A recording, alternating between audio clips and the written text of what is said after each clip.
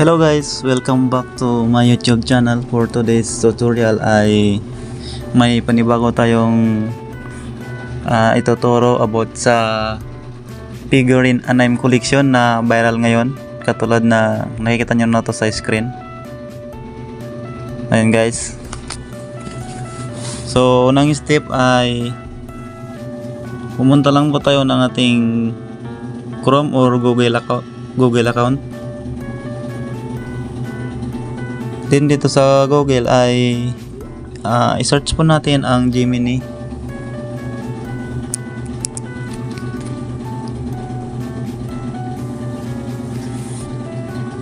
So kapag nakita nyo na guys, i-click nyo lang po yung Gemini. Yan po. So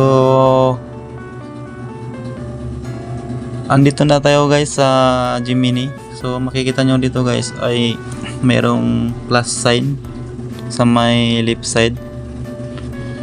Ito po. Then click lang po natin to guys. Then select natin guys yung sa pangalawa, upload files. Click lang po natin yung upload files. So ngayon dadalhin tayo sa ating gallery. So click lang natin. Hanapin lang natin guys na ating gallery or di kaya album, kung ano man yung lalabas dyan sa cellphone nyo. So ayan na guys, dito na po ako sa aking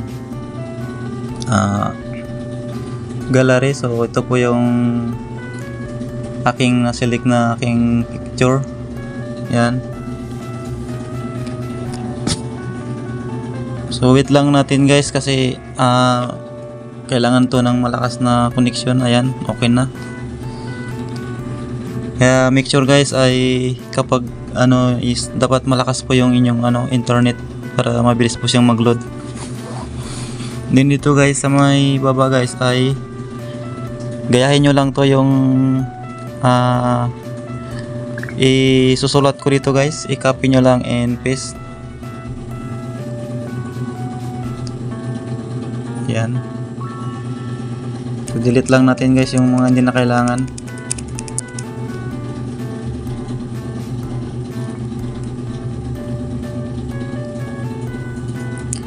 Yan.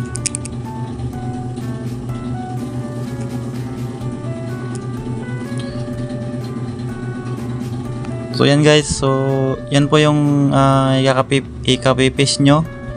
So huwag kayong maglala guys. So ilalagay po natin sa comment section para mabilis nyong i-copy.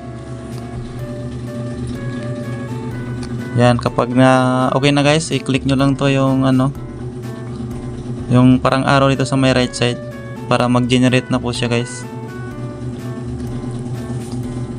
So wait lang po natin guys kasi nagano na siya, nag-generate na po.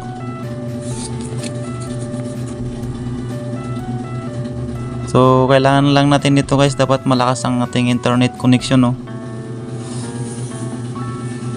Ayan, so generating na. Wait lang po natin mga loads.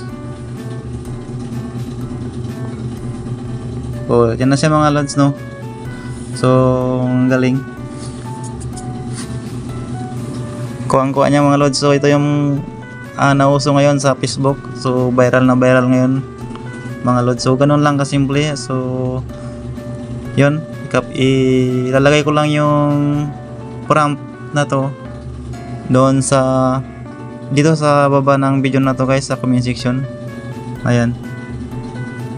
So nakagawa na tayo ng figurine anime collection na viral ngayon. So yun lang guys, sana nakuha nyo. At pala guys, wala rin itong kayong babayaran dito. So free lang po ito. Dapat sundin nyo lang yung step by step kung ano yung itinuro ko dito. So yun lang. Maraming salamat sa panonood. Kung hindi ka pa nakapag-subscribe, please subscribe and click the notification bell para lagi po kayong updated sa aking mga content dito sa YouTube about tutorial. Bye bye, see you in the next one. Wait lang pala mga guys, mga idol. So, ituro ko pala sa inyo kung paano to i-save. So, click nyo lang yung nagawa nating picture. Yan, i-touch nyo lang. Then, makikita nyo dito guys ay mayroong parang download dito sa my right side.